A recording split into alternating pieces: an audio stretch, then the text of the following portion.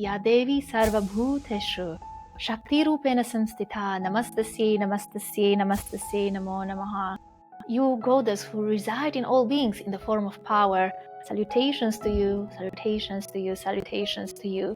Actually, one thing that really strikes me, I think, the most in this particular part of Devi Mahatmya, when she's fighting all those demons, and again, the descriptions are really vivid. They're very, very vivid. The goddess herself fighting, and also her lion is fighting as well. Her lion, is destroying and biting, all these demons, and it's all described in an incredibly vivid way. But when Devi herself is described, she's described as being just perfectly calm and smiling gently. Her hand is described as a lotus hand, being always graceful. So even when this whole massacre basically is happening around her, she's still, so peaceful, so elegant, and so graceful, which I believe, is one of the big secrets of this particular part of Devi Mahatmya. Just like whenever this restlessness happens, either within ourselves or maybe around us because of situations that we go through and challenges, how to still maintain not just peace of mind, but elegance, how to actually really greet and welcome all the challenges and take care of them like she does, but do it gracefully, not aggressively. She's not described actually as being aggressive at any point. She's very, very peaceful throughout the whole war.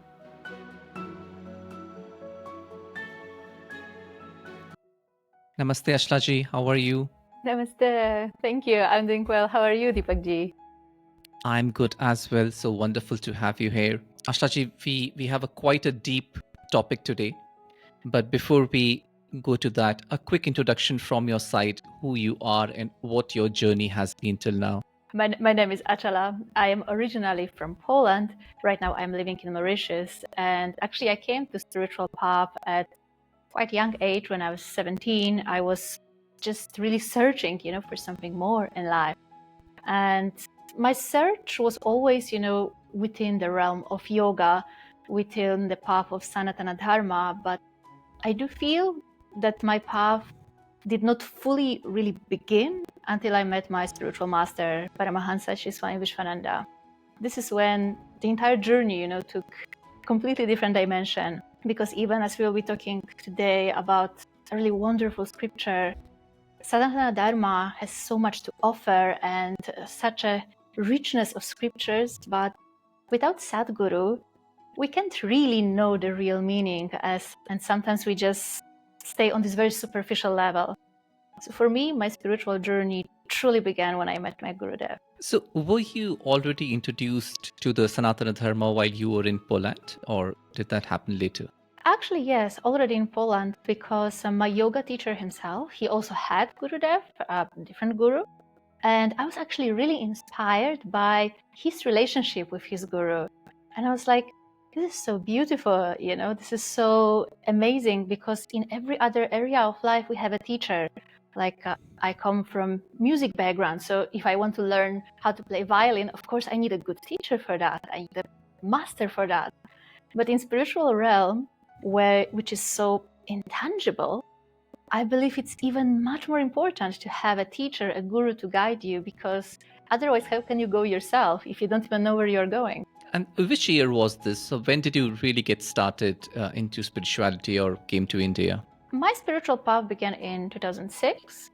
And for the first time, I came to India in 2008. But I actually met my Gurudev in 2007. And, there's a saying that it's not that you find your guru finds you. And that is so true in my case, because I am, from a very insignificant city in Poland, honestly. And it happened so that my Gurudev came there to have a program, to give darshan, to give satsang, And that was for me a great miracle, because that was exactly what I was looking for at the moment. As they say, when the student is ready, the teacher will arrive. So absolutely. On to our topic of today, Achala Ji, the Devi Mahatmyam. And we will try to look at it from various directions. But let's start with the origins, the traditions, and the literal meaning of the text. So Devi Mahatmya comes from Markandeya Purana, and interestingly, similarly to Bhagavad Gita itself, it is comprised of 700 verses, which is why it's also sometimes called Durgā Saptashatī. But I feel that Devi Mahatmya has much more similarities with the Gita, in fact, than just that, because similarly to how Lord Krishna explains and gives highest knowledge to Arjuna on the battlefield, the entire Devi Mahatmya is basically a battle of goddess with different demons. And of course, we can take this literally. We can see how goddess fights those demons, how she's overcoming all those difficulties. But at the same time, if, again, we spend a little more time with this scripture itself and try to dive deeper into the meaning, we'll quickly see that nothing is really coincidental there. Not a name of a single demon is a coincidence. Every goddess and the way she appears also has a very, very deep meaning. So it's a fascinating scripture, and I personally believe that there's so much to unpack here. And honestly, before we begin this interview, I must admit that my knowledge of the scripture is really very limited because I do believe there is so much into that. It is. And so Durgā Saptashatī or Devi Mahatmyam or Chandi Path, it's been a big part of Sanatan Dharma and the Hinduism. For example, Navratras are coming, and I have been chanting the Durgā Saptashatī for many years in the Navratras. And you mentioned something on the names of the asuras. Let's just start from that part. What is there to be learned from just the literal naming of what happens? That is actually an interesting thing, because even before we go to the name of the asuras, like if we consider the context of Devi Mahatmya and how it begins. So there is this great king, Suratha. It was a very symbolic name, because what Suratha means, the one who knows how to drive his chariot well, is actually the body. And later, in fact, King Suratha is often seen as the metaphor of our body itself. So King Suratha, he's completely robbed of his kingdom. Everybody turns against him, to cut the story short, and he's deprived of everything. He ventures into forest. There, he meets a merchant who has incredibly symbolic name, Samadhi, right? Of course, for all of us who practice our sadhana, Samadhi has very deep meaning. It's this state of rising, transcending our limited self entirely. And this merchant Samadhi is actually said to represent the mind itself as well, but also the spiritual strife within us. So these two meet together and they share the stories with each other, and these stories are very similar. So both are bereft from king from his kingdom, merchant because his family turned against him and took all his wealth, and they are wondering, like, why am I still attached to these people? Like, they took everything away from me, they made me suffer, and yet the attachment still persists. So they approach the sage who is called Medhas. Of course, Medha means the higher intelligence. And this is actually what Sadhguru is, what is his meaning in our life. So they ask him, what is this within us that make us attached even to those things that actually make us suffer? Which I think is an incredible question, because honestly, we all are like that. Like, even if there's some things that make us suffer in this world, we still somehow get attached to them. And this is where the entire narration begins, actually. When Sage Medha says that this force who makes you attached to this material world, that makes you mistake, this reality with the only existing reality, is goddess Mahamaya herself, the great illusion. And from there begins the entire narration of the three goddesses, Mahakali, Mahalakshmi, and Mahasarasvati, each of them destroying a variety of demons. The first story is very simple, it's just first chapter of the Devi Mahatmya. Then the next story dedicated to Mahalakshmi are the 3 chapters, and the rest of the chapters is all dedicated to Mother in the form of Mahasarasvati. So it's a fascinating narrative, truly. It's a fascinating narrative also because of just the questions which are being asked. I mean, the merchant Samadhi is not asking, his literal question actually is, why am I still attached to Yes. to people who have taken everything from me? Which is, I mean, if we look at everything in the spiritual path from any tradition, it's quite easy to understand the impermanence aspect, or that everything will leave and you will one day die, and yet we are still attached and running in the rat race. The three segments which you mentioned, Mahakali, Mahalakshmi, and Mahasaraswati, perhaps we can take the conversation by focusing on individual aspects, or whichever way you would like to move ahead. And as we go deeper into the individual segment, we can also look at in conjunction with our own daily lives as to what they mean in the context of people who are just doing their daily work, as well as people who are on the spiritual path, and in their sadhana, what does each one of them mean? Absolutely. Well, I do believe that understanding these three goddesses is really vital when it comes to understanding Devi Mahatmya itself, because even if we look at any other scripture, at any other tradition, very frequently number 3 or number 9 is actually associated with the goddess, with Divine Mother. And of course, this is because she presides over this creation, and this creation is being bound by 3 gunas, as we learn also from Lord Krishna in the Gita. And those 3 goddesses, it is believed that they do also represent not just the power of these gunas, but their battles with very different demons actually represent also how can we transcend those gunas? How can we also win this inner battle within ourselves? Which is why this scripture is so wonderful, because it is believed that as we go with the goddess, as we really try to visualize and imagine how she is in that battle, what is her conduct, how she reacts to all those demons and how she defeats them finally. It's a very imaginative scripture, really, and when our mind goes through that, it is as if we also go with her for that inner battle, which is why it is also believed that Devi Mahatmya is one of those few actually really powerful remedies in Vedic astrology itself, because I'm myself also Vedic astrologer, and very often I recommend to people just dive into that story, understand it fully. Because if we look at these 3 Devis, so it starts with Mahakali, chapter 1, then Mahalakshmi, chapters 2, 3, and 4, and then Mahasaraswati, chapters from 5 to 13. So it is believed traditionally that these 3 Devis represent the 3 gunas within us. Mahakali represents the Tamoguna, Mahalakshmi, the guna of Rajas, and Mahasaraswati, the guna of Sattva.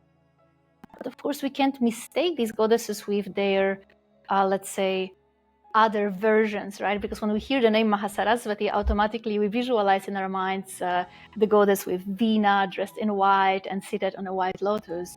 But actually, Mahasaraswati is very different. Her form is much more similar to that of goddess Durga. She is indeed seated on a white lotus, but she has 8 hands and there are just weapons in them. So she's very different. Similarly, Mahalakshmi is an 18-handed form of Mother Lakshmi. And Mahakali is a 10-handed, 10-faced, 10-legged form of Mother Kali. So these are very cosmic and transcendental aspects that really represent the most primordial forces of creation. And of course, they don't only live in the outside, they don't impact us from the outside only, but they exist within us as well. For example, the Tantric scriptures do believe that these 3 goddesses dwell in the 3 granthis in our energy body, which are actually bound by those 3 gunas. We have Brahma Granthi at our root chakra, which is bound by Tamoguna and where goddess Mahakali resides. We have Vishnu Granthi at our heart chakra, which is bound by Guna of Rajas and where Mahalakshmi resides. And then there is Rudra Granthi at our 3rd eye chakra, which is bound by Sattva Guna and where Mahasaraswati resides. Because Sattva Guna, as beautiful and pure as it is, as Lord Krishna reminds us in the Gita, it also binds us to this material world if we get ourselves attached to it. So of course we can look at those Devis also from this perspective, because as goddess symbolically also awakens during the Navaratri time, it's almost as a symbolic journey of her in the form of Kundalini Shakti rising within us, which of course does not happen just like that over a period of 9 nights, but at least as our awareness is rising, we become more pure and more free from those gunas. And one particular aspect that I often like to bring also in connection with the gunas, because when we talk about gunas, tamas, rajas, and sattva, and grantis, it feels a little abstract. How can you even relate to that in your daily life? It's such a mystical topic. But even if we think about our brain itself, it's also comprised of the 3 parts. It's called triune brain. We have this most primitive side of our brain, the lizard brain or reptilian brain, so-called, which is basically tamasic brain. Its primary, let's say, objective is to just make us survive. That's it. Then we have the limbic system at the very core of our brain, which is where all these intense emotions and passions are happening. So of course, that's the guna of rajas that is fueling it. And then around the whole brain, we are having this biggest and the most evolved part of our human brain, which is called neocortex, where creative thinking happens, higher intelligence, higher thinking, but also empathy and compassion, and all those things. So similarly, we can see that those goddesses, they're not only out there, they're not only metaphor of some forces in the outside that perhaps we can't always connect to as much, and because they're too abstract, they do exist within us as well.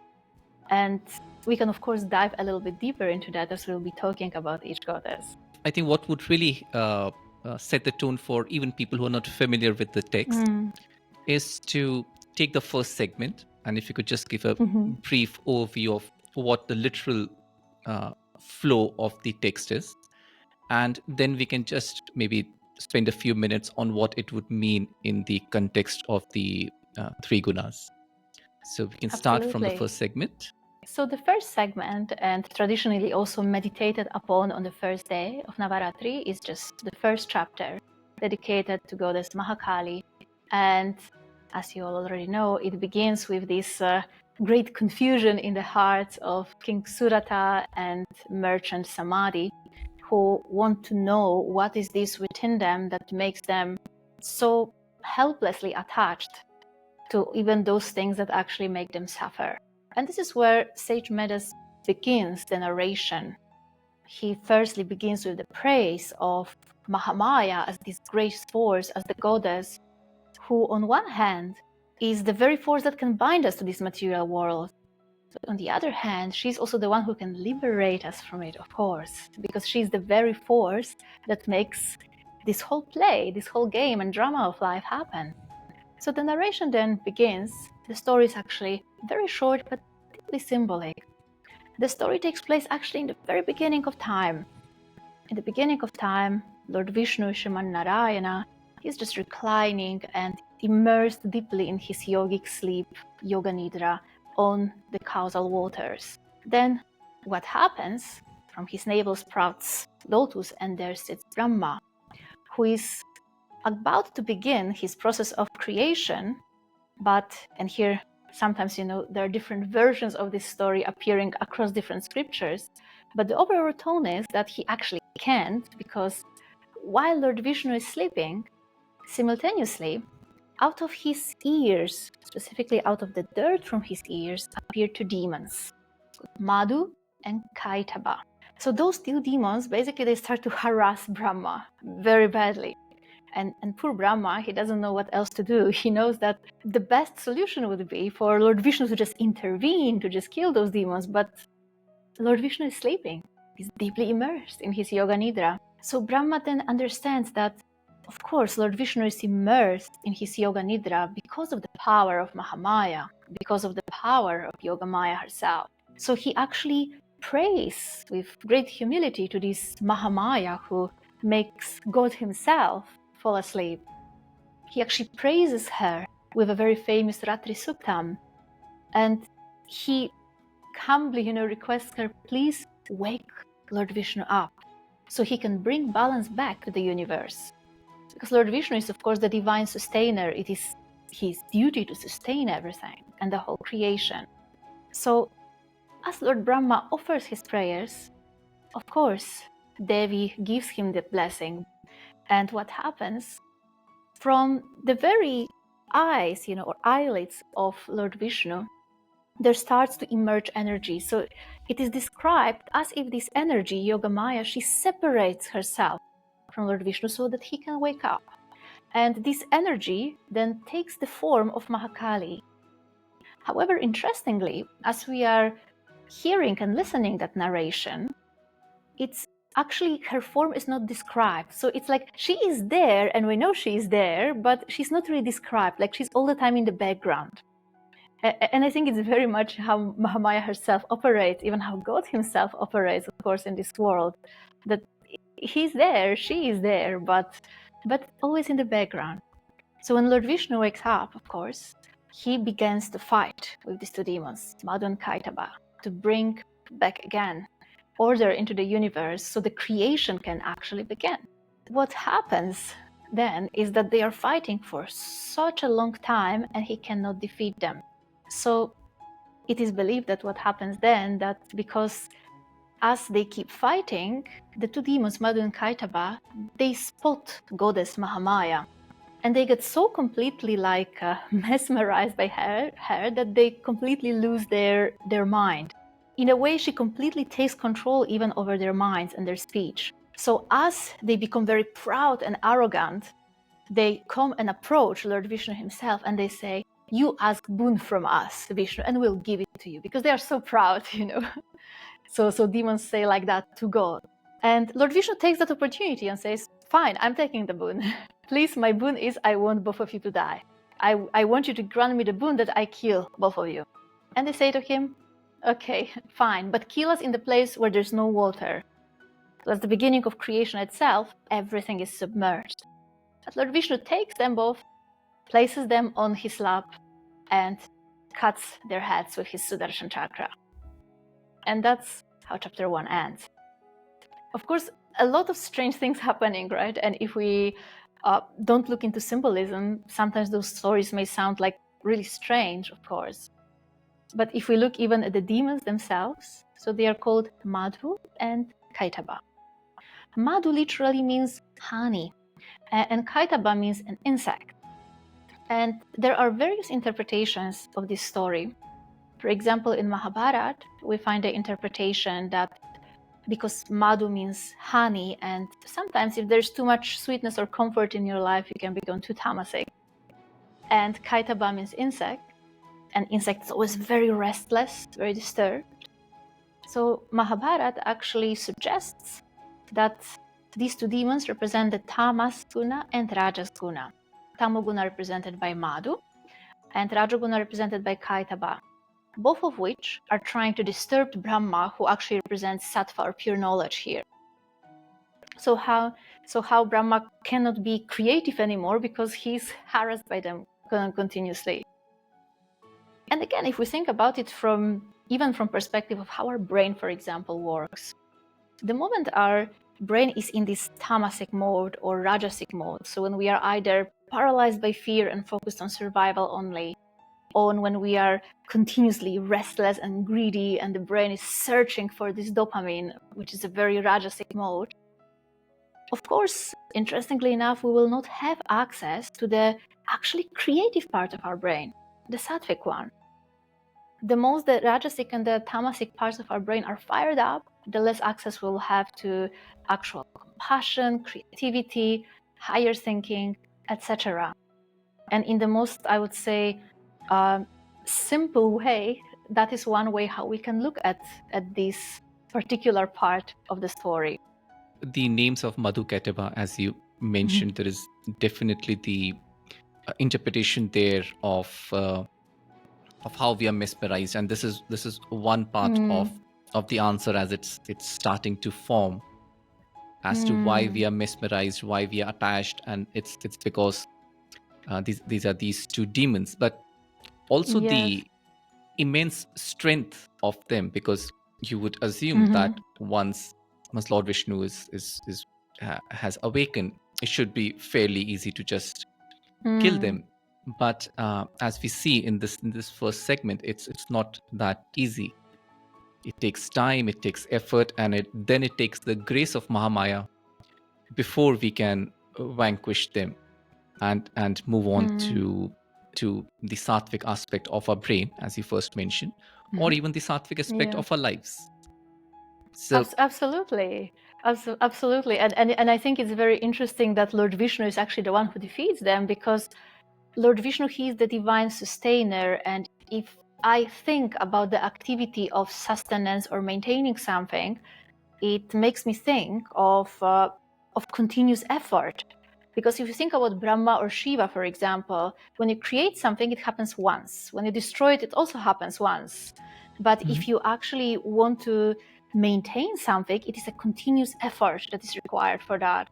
And I think that this is also what we are learning in this story, that if we want to really overcome those two demons in our mind, that it will be requiring continuous effort. It will not come as easily as we would like it to be.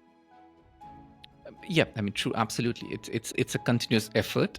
There is a message of consistency, and you keep on fighting them, and then with grace, you should be able to vanquish them. And that itself is also, so one of the part which you mentioned is the text in itself, as far as Durgā Saptashatī and just the whole connotation, is the absolute primacy of the goddess. That it is Mahamaya, with whose grace, and once only when she moves away can Lord Vishnu wake up, and it's only with her grace can then he defeat the demons. Absolutely, and I think that all of us can also wake up only with her grace as well, because at the end of the day, she's the one who keeps us in the dream in the first place. Right. So we move on to the next segment, Mahalakshmi. Mahalakshmi has a wonderful story. There are 3 chapters dedicated to her, chapters 2, 3, and 5. And actually, it begins with the story of Mahishasura, even before Mahalakshmi comes into the play. So Mahishasura, great demon, was representing our very powerful ego that is inside of us. And in fact, most acharyas are even identifying Mahishasura with ahamkara itself within us. So what this demon does, he's harassing whole universe. Not just this mortal universe of us human beings, but he's harassing also the gods. And even the story says, it's very vivid description, how gods themselves, devas themselves, are all banished from their positions from heaven and are just walking there like mere mortals. So these gods, they of course endure their state for some time, but then finally they're approaching Lord Vishnu and Lord Shiva for help. And they're asking, please help us. So what happens in that moment, that there is such an anger, born, righteous anger, so-called, right, from Lord Vishnu and Lord Shiva, and from their countenance, there appears a splendor that emanates. And gods themselves, they also, from them, starts emanating the same anger and the same splendor. So the splendor of all the devas, also of Lord Vishnu and Lord Shiva, combines. So this tejas combines like one mass of light. And slowly, from this mass of light, there appears a shape of a beautiful woman, powerful woman, goddess Mahalakshmi herself, who has 18 hands and various weapons within them as well. And this part of the story in itself I also find, so interesting, because if we think of devas, usually they represent our senses, our indriyas, and specifically for the purpose of this story, they are listing approximately 30 devas or 33 devas.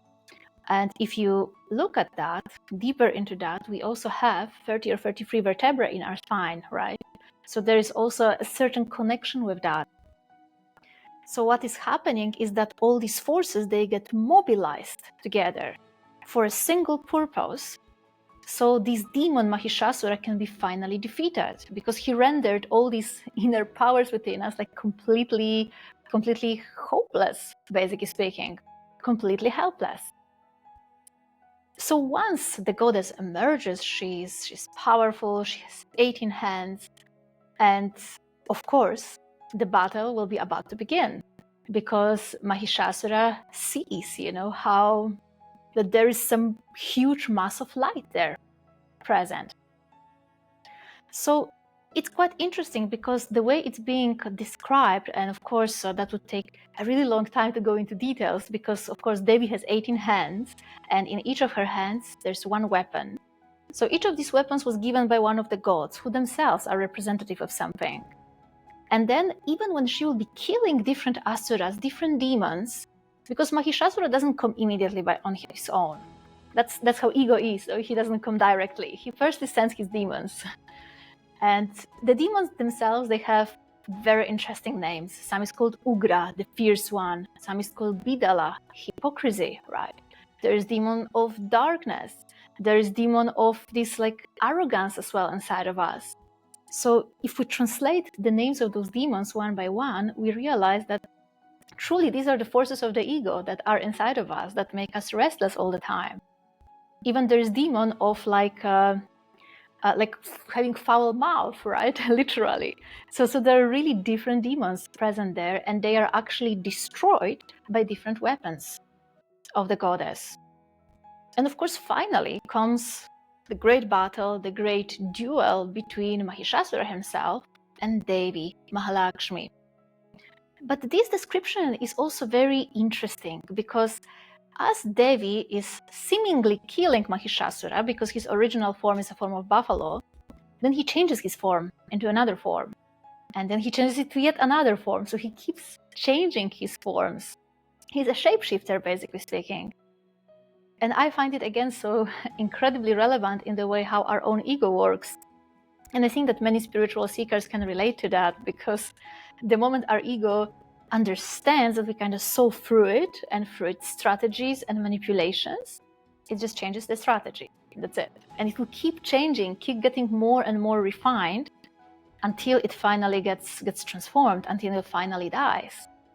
But it will keep getting more and more refined. And I think the most simple example of that is, which happens to so many people who enter spiritual path, is that the moment we kind of let go of some part of our material ego, it's being temporarily replaced in the beginning by spiritual ego itself, right? We just changed our motives, we just changed our strategy, but basically the principle is still the same. And I do believe that Mahishasura actually represents this within us.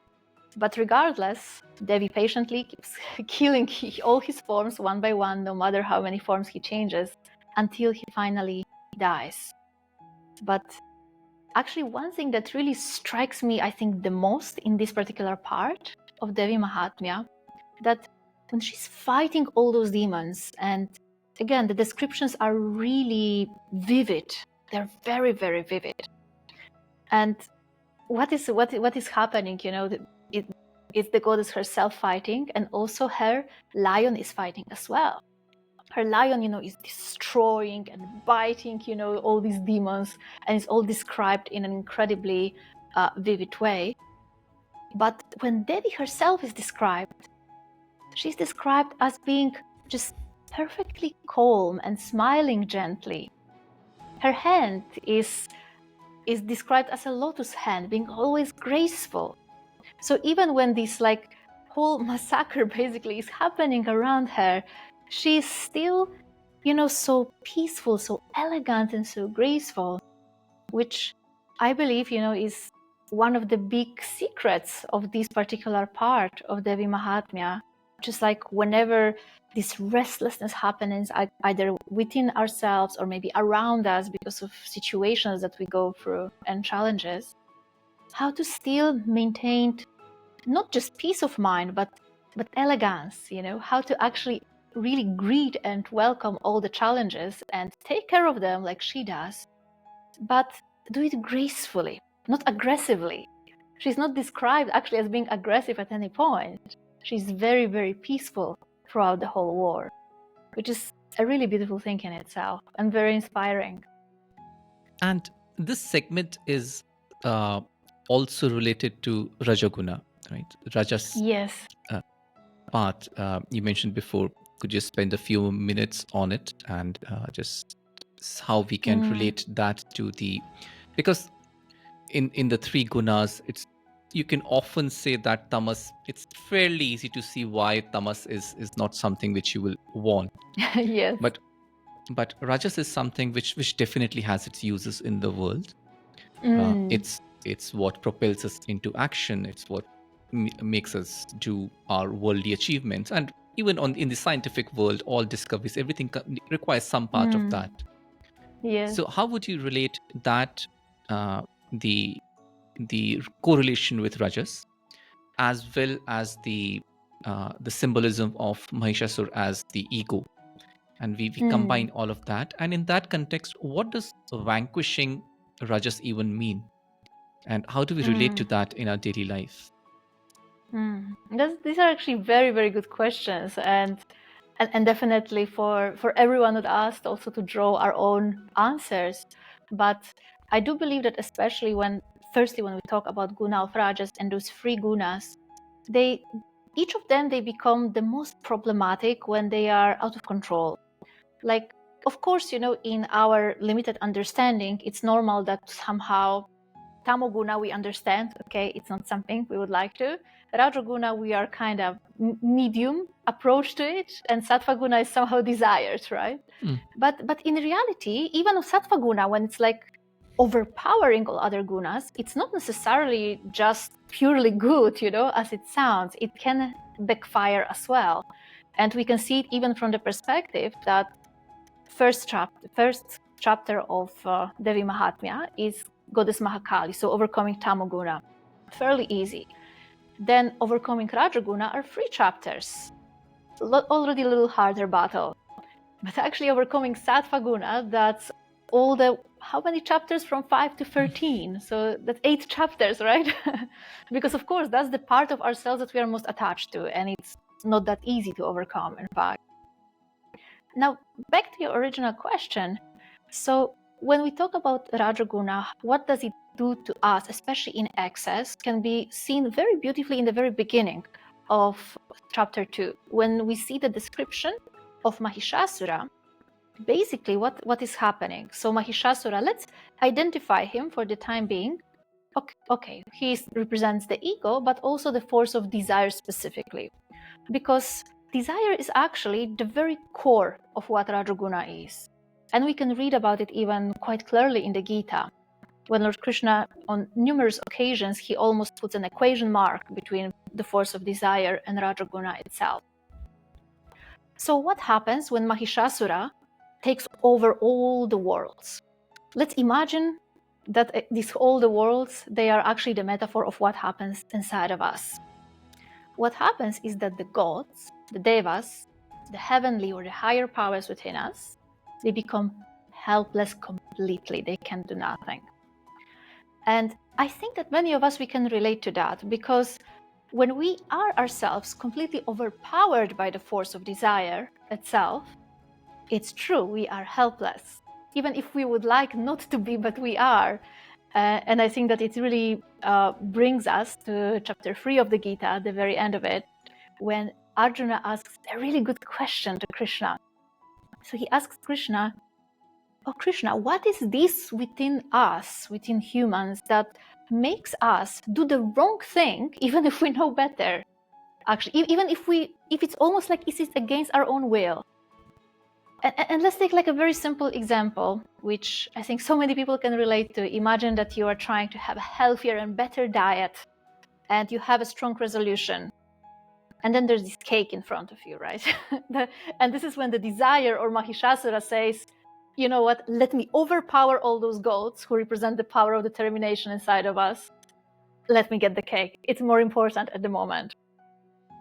Now, when it comes to things which are as, let's say, trivial as that, as you just eating a cake, given that you don't have any serious disease, and it's nothing, of course, very, very problematic. But imagine if the same principle is applied in much more serious areas of life. For example, why people cheat in relations, even though they know better, even though they know consequences, right? But there is still this force of desire that completely leaves them impotent and helpless in that moment. They feel like they can't fight against that. And this is exactly what this Mahishasura taking over all the worlds represents. Because what happens in this situation is that this Mahishasura, or the demon, he takes the place of the gods. They don't control him anymore. They are helpless. So as long as the gods have Mahishasura under control, it's all fine, Because as you said, Rajoguna, indeed, it can be useful in some ways, and it will be a part of our lives, whether we like it or not. It's here, it's there. But when it's exaggerated, this is when problems happen. And I think that for the sake of just our own spiritual growth, it's quite useful to notice whenever this Rajoguna awakens inside of us. Because just to desire something, to have a desire for something, and if it's not a problematic desire, it's not a problem. Even Krishna says in the Gita, I am desire in man, which is not against righteous principles. So he says, there's no problem with that. But the moment there's this restlessness that awakens inside of us, the moment we feel that for the sake of temporary desire, we actually let go of our beliefs, of our morals, this is when it's getting completely out of control then. And this is also what I believe Goddess Mahalakshmi defeating Mahishasura eventually represents, because if we remind ourselves of the yogic tradition, Mahalakshmi dwells in the heart. And this is in the field of our heart that we sometimes get to choose between what is true, what is real, the love, or the actual desire and attachment.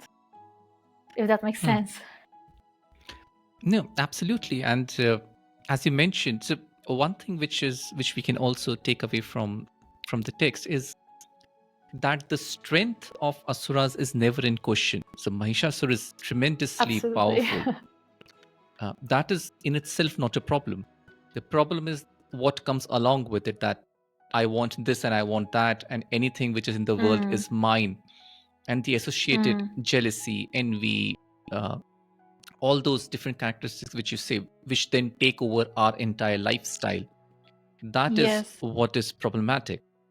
And just the raw strength of Mahishasura as depicted is he takes over all the devas, he takes over everything which comes in his path, and eventually unable to control himself or unable to put a stop to anything leads towards the end. And even till the end, which was a really good interpretation which you mentioned, is that he keeps on shifting shapes.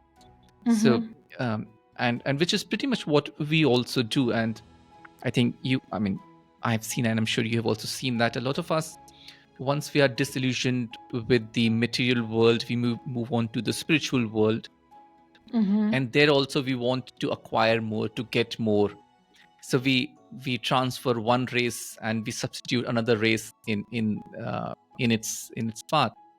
And there is something to be said of all of this raw power of rajas. When it is directed, focused, tamed, it can lead to extraordinary results. And when it becomes chaotic and it's just becomes disastrous. So there's definitely a lot to gain from this segment. And also, as you mentioned, it takes some amount of effort from the goddess herself to eventually vanquish Mahishasura, and that's absolutely the play of ego. So we move on to the final segment of the Devi Mahatmyam. So the final segment is, of course, the longest one. These are 8 chapters, and there's really a lot going on, because even though primarily it's the battle happening, but there's so much of interesting things going on within that battle. So how it actually begins is because, of course, the way how the previous segment ends, dedicated to Goddess Mahalakshmi, that after she defeats Mahishasura, she's being praised by those devas who offer her their gratitude, and then she disappears from the scene. So then there are 2 other demons that appear into the story many thousands years later. They're called Shumbha and Nishumbha, and they're traditionally interpreted as as Mamakara also and Ahamkara, so the I and mine, basically speaking. And they're very, very interesting demons themselves. They are brothers and they together rule the whole world. And once again, a very similar story repeats itself. So again, they take over everything, the devas are helpless. Now we see this motif in quite a few stories, in fact, not just in Devi Mahatmya, that sometimes when the power of a particular demon rises and gets completely out of control, what is the primary desire of every demon? There are basically two desires. Firstly, let me take the whole world. Secondly, let me be immortal, right? The first one usually succeeds eventually, but the second one never does. So they always want these two things. They just want to be unlimited. They just want to be God, basically speaking. It is the same happening inside of us. There is this part of our ego that is just power hungry and just wants to be God. We see it in the world, in people also who rule it. So it's fascinating to observe that as well as part of our human psyche. So as the story repeats itself, the devas this time, they're a little wiser. They remember already the goddess. They remember that she already helped them once. So what they do, they go high up in the Himalayas, and it happens so that at that time, goddess Parvati, she is taking her bath. As she's taking her bath, they keep praising goddess as Mahalakshmi, as the goddess that they actually remember from that previous battle, with a very beautiful prayer known as Devi Stuti, which actually has almost exactly the same number of shlokas as the 18 hands of Mahalakshmi herself. So of course, they are praising the goddess. They are praising her with these words like Ya Devi Sarva Bhuteshu Shakti Rupena Samstita Namastasye Namastasye Namastasye Namo Namaha. You goddess who reside in all beings in the form of power, salutations to you, salutations to you, salutations to you, again and again. And then they keep listing in which other forms she resides in all beings. And they say, you reside in all beings in the form of satisfaction, but you reside also in all beings in the form of thirst. You reside in all beings in the form of peace, but you reside in all beings also in the form of confusion. So they keep listing these very polarized epithets of the goddess and how she's present in different forms in all beings. And as they keep praising goddess Mahalakshmi, goddess Parvati overhears them, and she asks them, "Whom are you praising with these words?" And then it is said that what happens is that from the very pores of Parvati's body, from the very external sheath of her skin, emerges goddess, who therefore receives the name Kaushiki, because she emerged from the kosha of goddess Parvati. And it's a very interesting, I would say, and very symbolic how it is described what happens afterwards, because as goddess Kaushiki emerges from the pores of skin of Parvati, in that moment Parvati becomes black, dark complexion, and she stations herself on top of the mountain. Very, very beautiful and symbolic, no? Because mountains usually what they get to symbolize, especially in so incredibly occult texts like Devi Mahatmya, mountain very often represents, again, our spine itself, our spinal column. So when goddess stands there on top, she's just observing everything. She will observe whole battle from there. While goddess Kaushiki, of course, will do all the job meanwhile. So since Shumbha and Nishumbha, back to their story, they have, of course, a desire, and their desire is not just to take over the whole world, but it's a little more specific. They want to have the best what is in all the worlds. So some of them, their demon spies are telling them, you know, somewhere there, up in the mountains in the Himalayas, there's a beautiful lady, beautiful goddess, like you have never seen a woman like that. So the spies are describing how beautiful she is. And of course, just from the description of the spies, the desire again emerges from the hearts of Shumbha and Nishumbha. And they are telling to their messenger, Dhumralochana, they are telling him, please bring this goddess immediately here. firstly, try to win her heart with sweet words, but if she will not come, then bring her by force. Basically speaking, that's what they say. And this very little, even part of the story I find really interesting, because I think that somewhere on subconscious level, we are often like that in relationships, no? Like we try to manipulate the heart of another with some sweet words, but if it doesn't work, let's try to use a little bit more force and see how it goes. So I think that a big part of our subconscious nature is really exposed here in this part of the story. So Dhumralochana then tries to approach Devi. And it's interesting because Dhumralochana, Dhumra means like a smoke, and Lochana eyes. So Dhumralochana is the one whose eyes are like engulfed by smoke. So he can see clearly. So he's not blind, but he just can see clearly. And of course, Dhumra or smoke is such a common symbol in Vedic literature for actual illusion or delusion. And especially when eyes are being clouded by that, it also represents our delusioned vision, or twisted vision of things. We don't see the reality clearly the way it is, which even in Mahabharata is so nicely represented by Dhritarashtra, for example, the blind king. So that's the blind mind itself, which refuses to see the truth the way it is. So this Dhumralochana, messenger of Shumbha and Nishumbha, he comes and approaches the goddess. And it's an interesting situation because he comes technically as a messenger, and he tries to flatter her and tell her, oh, look, Shumbha and Nishumbha, they're so great, they have everything, and you are so beautiful and so charming. But as he speaks that, it already looks a little bit hypocritical because there's entire army behind him, So he's trying to win her heart, but he prepared entire army just in case. Which in itself is interesting, I would say, part of the story, because those demons, they don't know at this point that this is the supreme goddess.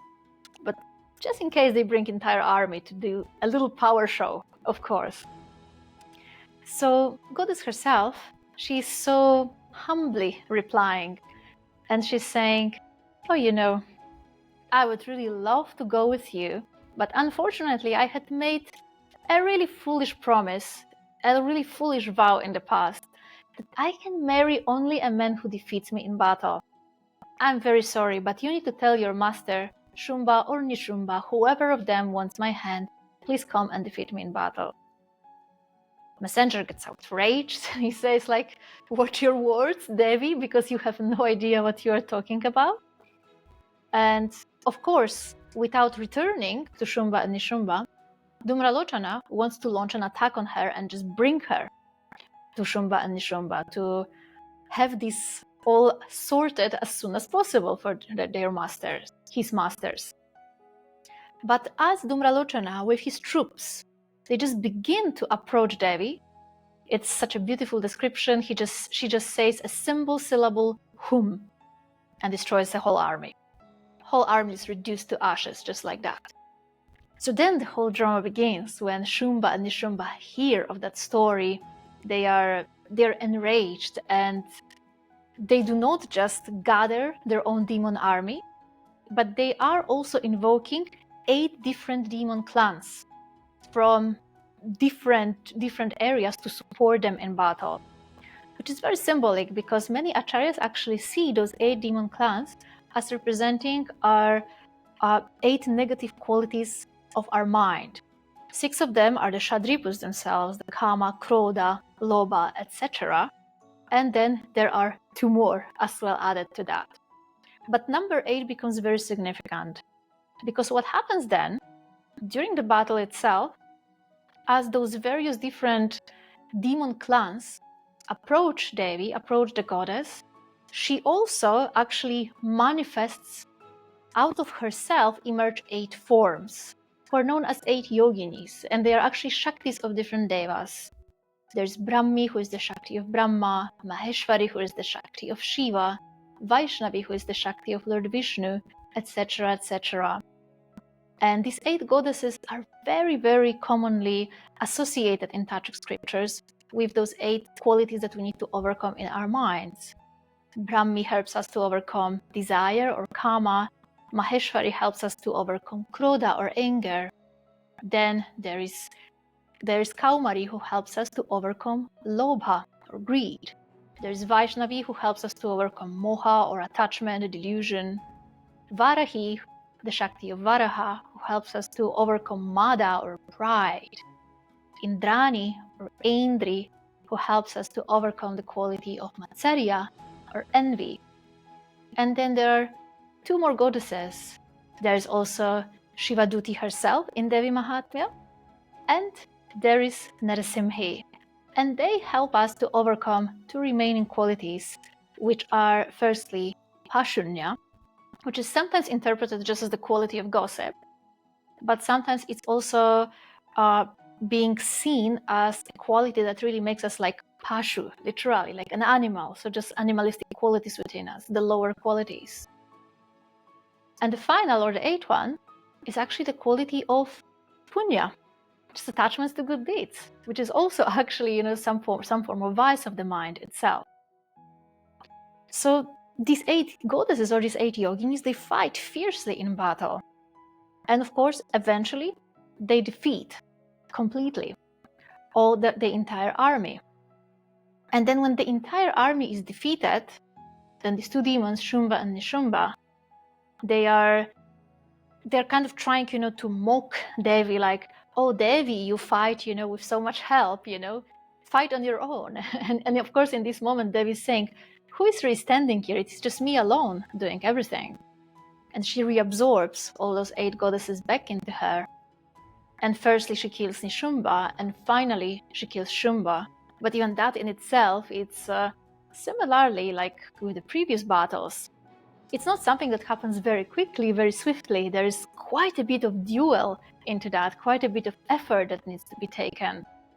And finally, both demons, Shumbha and Nishumbha, the ahamkara or attachment to I inside of us, and the mamakara, the attachment to what is mine, possessiveness within us, get defeated.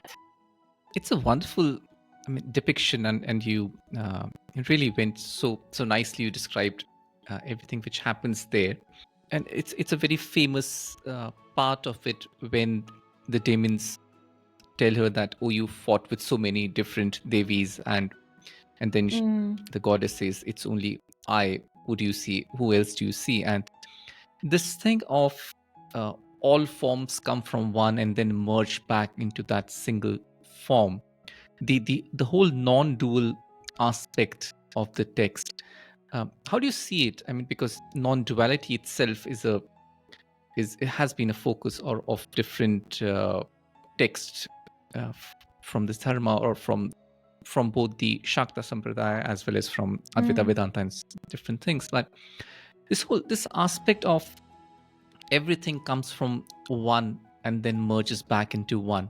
How do you see that in the context of the Devi Mahatmyam? Yeah, I think it's very beautifully shown, because indeed, especially from perspective of Advaita itself, but even from perspective of the lineage that I come from, which is Vishishta Advaita Vedanta, it's always, I believe, that every almost path within Sanatana Dharma agrees that the source is one. We usually differ with how we go back to that source and what is our actual final destination, but the source is always one.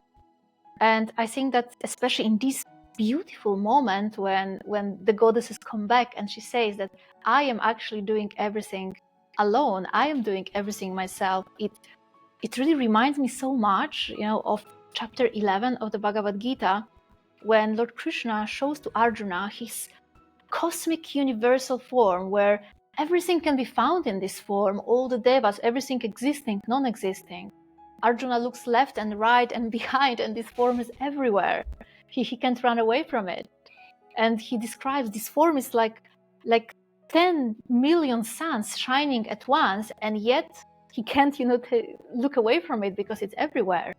And then Krishna introduces himself and he says, yes, I am time. And he says these memorable words to Arjuna. And I already defeated all these warriors. So specifically, I already defeated all these warriors. So with you or without you, this war is happening and is going to be won. So how about you just become my instrument? Become my instrument, win the glory, participate, cooperate with me, because you are part of me. Rather than, trying to oppose this current. And I see a little bit, of ego in that in Devi Mahatmya itself, where she's ultimately telling us that she is doing everything. And actually, even if we try to take it farther in philosophical understanding on the text, Lord Krishna actually agrees to that in the Gita, because he says, in fact, and this is, for example, a really good question to ponder about, because Lord Krishna says clearly in the Gita, the body is not acting, the mind is not acting, the soul is not acting. So the question remains, so who is actually acting? Who is actually doing the action, right? And of course, these are the three gunas. He says it very clearly already in chapter 3 of the Gita. Three gunas are continuously acting. And they are represented by Devi herself. She is the only one ever acting. And the moment we understand that, there's so much more freedom in that, of course. And it's beautiful. And how does this segment relate to the Sataguna? And so we talked about Tamas and Rajas. How does this correlate, and what do we take out of it in terms of our daily lives? That is actually a very good question. And I remember a year ago, a little bit more than a year and a half ago, I was doing an online course, Journey of the Goddess, dedicated to Devi Mahatmya. So you are going through each of those chapters during the nights of Navaratri. And as we were going through that, one of the most interesting, I would say, reactions that many people had, especially when we started to go through the section dedicated to Goddess Mahasarasvati, they were like, wow, there's so much killing, and it's so vivid, because it's really like intense description, like how it can have anything to do with Sattvaguna, really, And of course, we need to understand always in this context that it's all very, very symbolic. And I find it, first of all, very, very interesting to see how, even the entire battle itself starts differently. For example, if we think of the beginning of battle between Madhu-Kaitabha, and of course they firstly try to attack Brahma, because they represent the Tamaguna, right? So what was happening in that story with Goddess Mahakali is that neither the Devas, neither the goddess, they did not initiate the battle. These were the demons that were looking for a fight, basically speaking. They were looking quite actively for problems. Then when we look at Rajaguna, Mahishasura is not looking for problems. He's just looking for power. That's it. But finally, it was the Devas themselves who said, okay, enough is enough. We need to really react here. But then when we look at Sattvaguna, the entire description, okay, it begins with the prayer of the gods.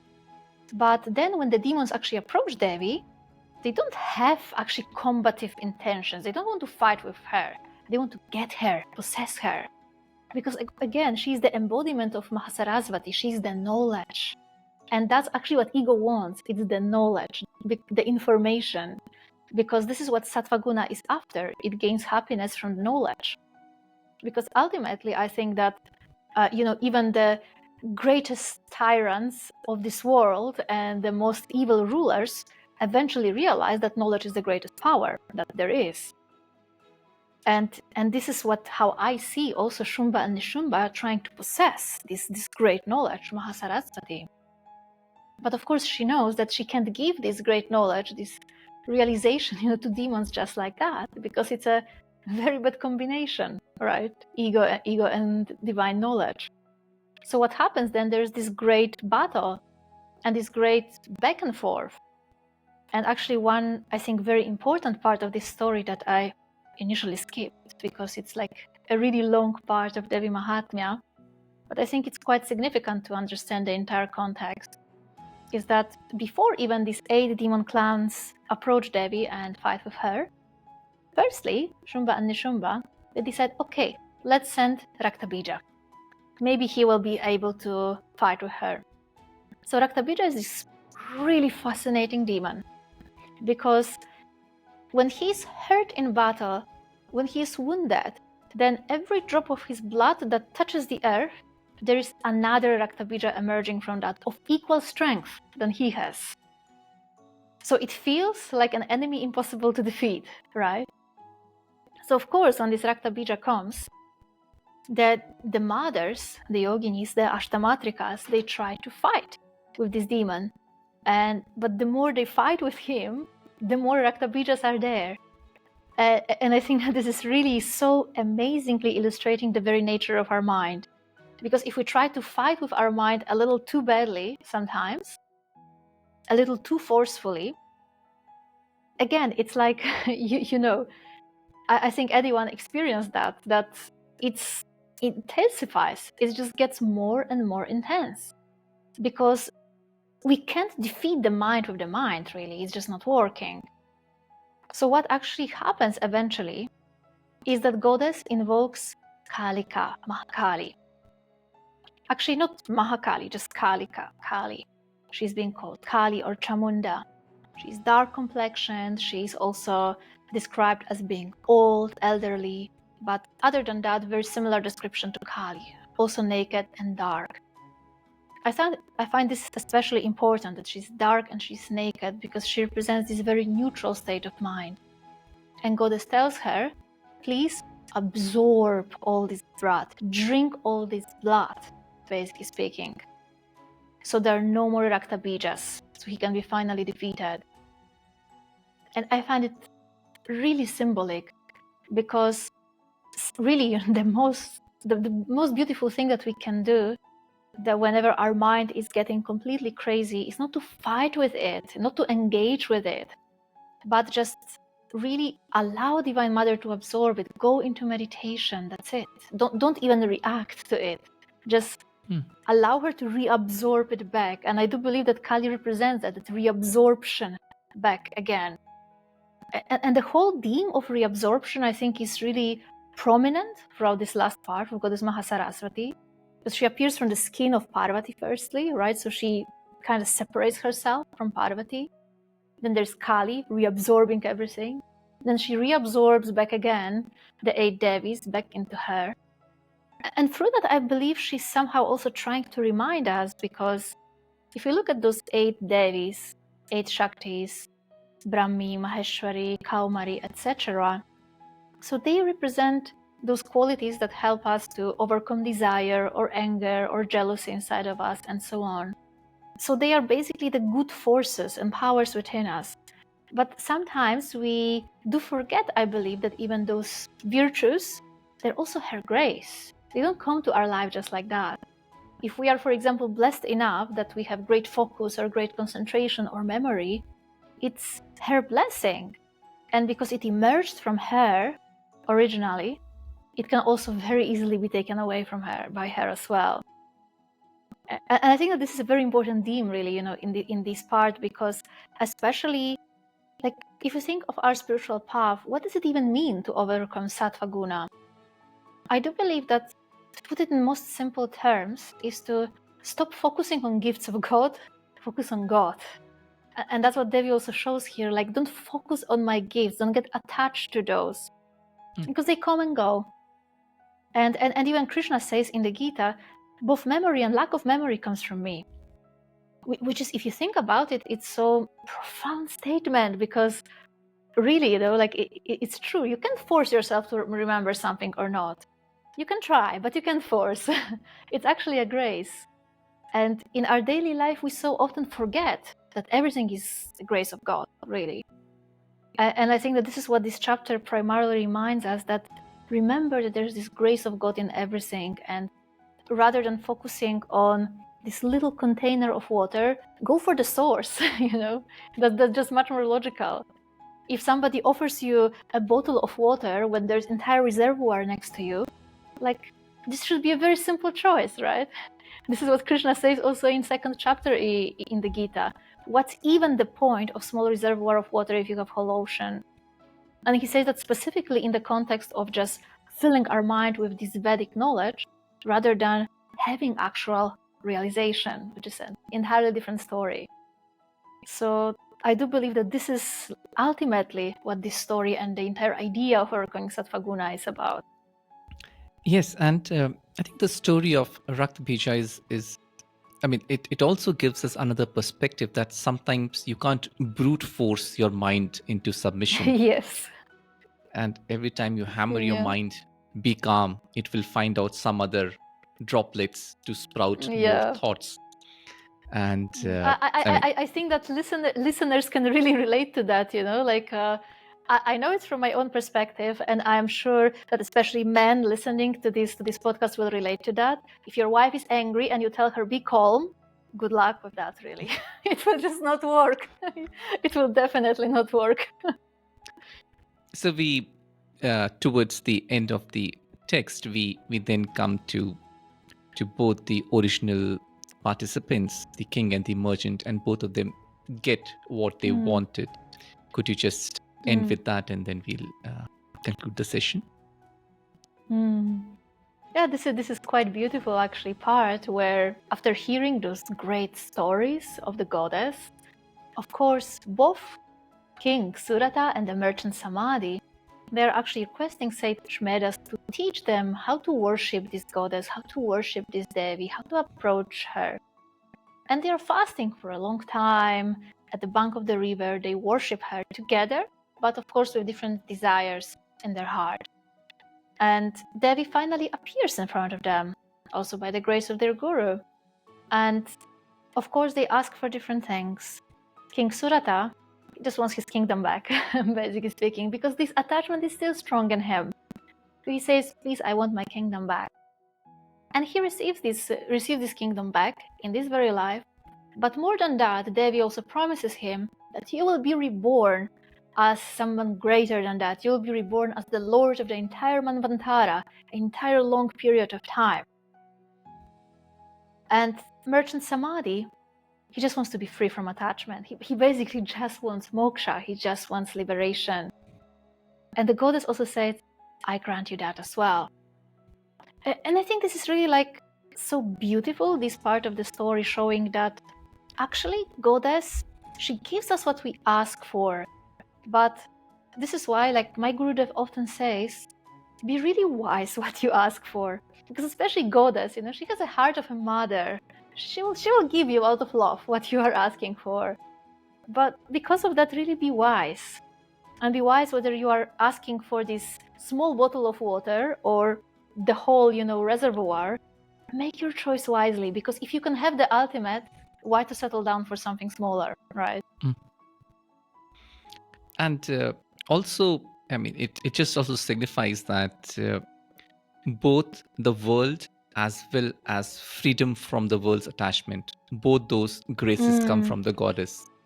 So, yes, I mean, whichever way you look at it, from the king's side or from the merchant's side, the world, everything in the world, the kingdom, the sons, and all that stuff which happens, as well as just cutting the attachment at its source, both of them are part of the Devi's graciousness.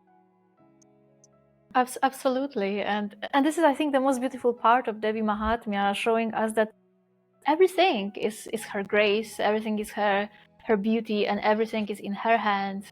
And yet we so often remain very ungrateful children, really forgetting about her, or even attributing our greatness to ourselves, while forgetting that in reality it's true, just everything belongs to her. The whole world is her playground. And when we pray to her with sincerity in our heart, she will always help us. Well, Achala Ji, this has been really a wonderful, wonderful experience sharing the Devi Mahatmyam with you.